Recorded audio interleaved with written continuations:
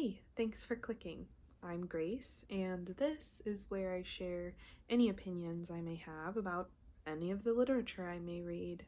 If you're looking for a cozy, sort of rambly type channel to fill the background of your space, you might consider becoming a regular here. Today's title is Redwall by Brian Jakes, and let's get into it. This book also has an illustrator. There are some different illustrators depending on which version of the book you're reading. My copy of the book has Gary Chalk listed. So this is my copy of the book, and this is by far my favorite cover of Redwall. Maybe it's just because it's the first one that I remember. I'm not sure, but I love me some context. So this book was published in October of 1986, and it's geared towards ages probably 10 through 14. Also, if you're interested, it's been categorized into the children's literature, fantasy, and fantasy fiction genres. Before we jump into the storyline, I want to go ahead and include a bit of a content warning. I will be doing this for every book review that I do, just so you have an idea of what's to come. This book does cover some heavier topics if we're talking about a book that's for 10 to 14-year-olds. There's maybe some mild cartoon violence. There's some heavier themes around war and death, and there are some religious type topics that are involved in this book. Let's get into the plot summary. I would consider Brian Jakes a prolific writer, and there are some very distinct patterns that you end up seeing in almost every book that is in this series. One of those being that each book is separated into typically 3 books. So we'll start with book 1. This being the first book of this series, I think it is important to share some background knowledge. While this is the first book of the series, it's not the origin story. So if you're reading these in the order that they were written, you're coming in a little bit blind. Redwall Abbey is essentially somewhat of a monastic kind of community. They're dedicated to living in peace and harmony with nature and those around them. They have pledged not to do any harm and to help anyone who comes and asks for help. And the abbey itself is a building. There's several buildings, and then it is encompassed by a wall, and it's all made out of red sandstone, hence Redwall Abbey. Something else important to note, there isn't really discussions on God or any sort of like book that they follow, but there is kind of this sense of belief in a spiritual realm, and we see that mainly in their admiration of Martin the Warrior. Without getting too deep into the lore, because it happens in the next book, Martin the Warrior is sort of a legendary character. It's a true story that he saved the members of the original Redwall Abbey. He helped build the abbey. He was kind of the conception of Redwall Abbey. And there's this closely held belief amongst all of the Redwallers that Martin's spirit is around, that it's there. It speaks to them sometimes. It has an active part in their lives at times. I think there are aspects of the Redwallers' behavior that could rise to the level of maybe worship, but definitely not in the way that I'm familiar with worshiping like a deity. Personally, I find this depiction of faith or belief in spiritual things fairly harmless and overall a positive impact on the lives of those who participate. This information will be relevant as we continue. So book one opens and we're seeing kind of this very picturesque, cozy, peaceful existence of the Redwallers. Now, in case you're unaware, the Redwallers are animals. Mice, hedgehogs, squirrels, they all work together, they talk to each other, they have a society, that sort of thing. And you're seeing them work together. They have several annual feasts where tons of food is made. Guests from outside of the abbey are invited to join them, and they just kind of celebrate life. In the midst of their peaceful and wonderful sounding feast, we meet Clooney the Scourge. He's depicted as kind of the monster that you tell your children about so they'll go to bed, which I hope we're not doing that anymore, but that's kind of how it's portrayed in this book. He's physically described as a larger than average rat. He looks very scary. He's got scars. He's got this enormous tail. He wears lots of armor. He's very clearly the bad guy. We also see that he has an army of animals that are with him, and they're usually other rats, weasels, ferrets, stoats, those sorts of animals. But they're all very clearly evil, bad guys coming to cause chaos and discord. Matthias is our hero. He's a young mouse, he's new to the abbey, and we see him kind of struggling to figure out how to fit in. He's having a hard time finding his place. As the festivities are coming to a close, the Redwallers are taking people home. They end up observing Clooney being himself an evil rat, and so they quickly return to the abbey, spread the news. They let people know we need to be prepared for this evil that has moved into our home. We see lots of wartime themes. The church mice are displaced because the rats moved into their home. The abbey actually sends messengers into the surrounding woods to let any residents there know that they can take refuge at the abbey. And we start to see our leaders rise, and they're making a plan.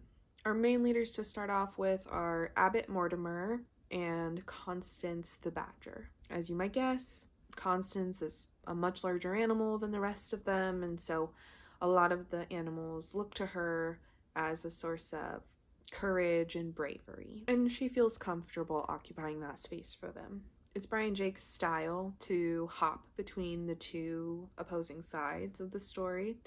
So we see the Redwallers figuring out Clooney's around, they're putting together a plan. And then we kind of jump over to Clooney. He's taken up residence in the church. He's putting together his own plan. A lot of the rest of book one is just your kind of average tactics of war. We see like a white flag meeting. Clooney comes seeming diplomatic, and he offers the Redwallers an ultimatum: surrender or die, of course. And the Redwallers, of course, say no thank you, please leave. And then we see kind of this almost like a montage where the good guys are putting together a plan, the bad guys are counting their weapons, and each side is kind of seeking out local experts. Clooney actually is able to obtain an important symbol to the Redwallers in hopes of weakening morale. Unfortunately, it does. And then we see Matthias starts to step up. He sneaks out of the abbey when nobody's looking to go rescue some captives from the church. And of course, there's close calls and heroic saves at the last minute. There's a catapult. And we kind of end book one on seeing this kind of mysterious third entity that is killing things in the woods. Book two is honestly more of the same. Each side has losses and victories, but a new element is introduced. Methuselah finds a poem that's clearly clues leading somewhere. Redwall has one particular victory that creates kind of a reprieve from the fighting. And in the midst of that, Methuselah and Matthias team up to follow the clues of this riddle. And they end up kind of making their way through the whole abbey following these clues to find Martin's armor, his shield, his sword. This is where we start to see how important Martin is as a symbol, and especially his sword. This journey through the abbey ends up leading them into like the very, very top of this building, where they find they actually have some upstairs neighbors, the Sparrowhawks. The Sparrowhawks are not friendly. However, Matthias ends up befriending one. He ends up spending some time in the Sparrowhawks' nests. He overthrows their government on the way out. He had gone into the roof in hopes of finding the sword. Unfortunately, it's not anywhere where they thought it was, so he ends up leaving empty-handed. But we're seeing more of these spiritual elements. We're seeing Martin come to Matthias in dreams. We're seeing people having dreams of Martin that ends up saving their lives. And we're also seeing Clooney is having dreams about Martin as well. As a result of his interaction with the Sparrowhawks, Matthias ends up in the infirmary, and when he wakes, he finds out that his friend Methuselah has passed away. He's obviously grieving, but they are in the middle of this war with Clooney, and he makes a brash decision, and he decides to set off on his own to find the sword of Martin. He gets another clue about where it might be, and he sets off on his own. The final note of book 2, he finds some new friends. We're introduced to the Gaussum Shrews, which is,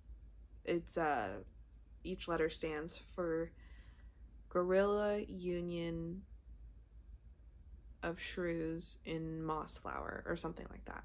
But they are always called the Gaussum Shrews. And they help him on his way. Book 3, we see the war pick up like a fresh start. There's new war tactics being used. Matthias actually finds out what that third entity in the forest is. It's a giant snake. And together with the shrews, he ends up finding the sword. He battles the snake and wins. Unfortunately, a couple of the shrews do lose their lives. As Matthias and the shrews are regrouping, one of the Sparrowhawks that Matthias had befriended ends up showing up and saying, "Hey, Clooney has taken the abbey." Of course, Matthias leaves immediately. He and the shrews work together to get there as quickly as possible. They put together a plan. Of course, they show up right at the last possible moment, but he has the sword, he has the armor, and when he walks through the doors, Clooney is he's kind of taken aback because this mouse enters the room and it looks like the mouse from his dreams. Matthias looks like Martin the Warrior. Of course, there's this enchanting battle. Matthias is a small mouse and he's battling Clooney, right? And so they wound each other. They are, back and forth across the grounds, and then they end up in the bell tower. And right when Matthias is just completely spent, then that's when, the luckiest thing happens and he wins. Clooney is dead. They sort out the rest of the army, and, they're left with the situation of they've just been through all this stuff, and now they've got to repair and recollect themselves. And of course, we see the fallout. Abbot Mortimer was injured in the battle, and he ends up dying from his wounds. But before he goes, he appoints the new abbot, and he tells Matthias that he shouldn't be part of the order because he should be the Abbey warrior. And so even though there's bittersweet moments, we end on a generally happy ending. Okay, thoughts and opinions. I think I have to start off with I'm biased. If you haven't seen the little introduction video that I made for my channel, Brian Jakes and the Redwall series is kind of my go-to comfort series. I read it a lot growing up and I just love it. And it feels so cozy to me, like rereading this for this video. I was like, you know, it is kind of like there's a decent amount of like violence and death and stuff, and to somebody who maybe didn't grow up with it, it might not feel very cozy or like fall vibes, but it just does. It just feels so cozy to me. And I think part of that is because it's so black and white. The good guys win, the bad guys lose. And we even see, you know, moments where it's like, oh my gosh, are the bad guys gonna win? And then they don't. And sometimes you just need a book where the bad guys lose, you know? And they look stupid in the end. Something that I find funny looking back, I used to think these books were so complex and like so deep and complicated, and I've changed so much since middle school. And so to think back on how how I viewed these books then is silly to me, because they are very simple. There's the bad guys, they look like the bad guys, they act like the bad guys, and then there's the good guys. They always do the right thing, they're always making that sacrifice for the greater good, and they always win over the bad guys. And what I do appreciate about Brian Jakes, somebody always dies. Like, there's always somebody important that you lose, and I appreciate the representation of that grief, that like you can't come through an adventure like this unscathed. There will be losses, you know. And I appreciate the way that he portrays grief as well. Some of this commentary, it's about the series, not just Redwall in particular, but Redwall really does set the tone for the rest of the series. Something else that I just love about Brian Jakes is, at least to me, a lot of times his portrayals of events feels almost like cinematic. I mentioned earlier that there's almost like these montages where we see the good guys training and we see the bad guys collecting their weapons and putting together their plans, and it just feels so fluid and cohesive. And yeah, I just find these books really enjoyable reads. And for me, you know, I have that childhood connection with them, so they are comforting to me in that sense. So who would I recommend this book to? I would recommend this as a cozy fall read. I would definitely recommend this to middle schoolers. If you're looking for something that's like adventure, fun, nothing too deep or traumatizing. Yeah. I plan to do reviews of at least a couple more of these books until I get enough views to find out if anybody cares. I'd love to hear your thoughts down below. Have you ever read or heard of Brian Jakes? Do you have a favorite Redwall novel? Would you recommend this to someone you love? Do you think you'll read it? Feel free to answer any of those questions down in the comments below. Oh, one last note. Something else I really enjoy about the Redwall books is the illustrations. So in every book, at the very start, there is a little map. It's not super detailed, but I just always enjoyed opening up a book and being reminded of what the landscape looks like. And then throughout the book, there is an illustration for every chapter. And it kind of gives you an idea of what's to come. Sometimes it gives you a picture of what has already happened. But I have always enjoyed these little illustrations. And I feel like they really helped me form the picture of what's going on. Like this one. Like just, I don't know. I just enjoy this style of art. So, I think that's all I got for you. I hope to see you around.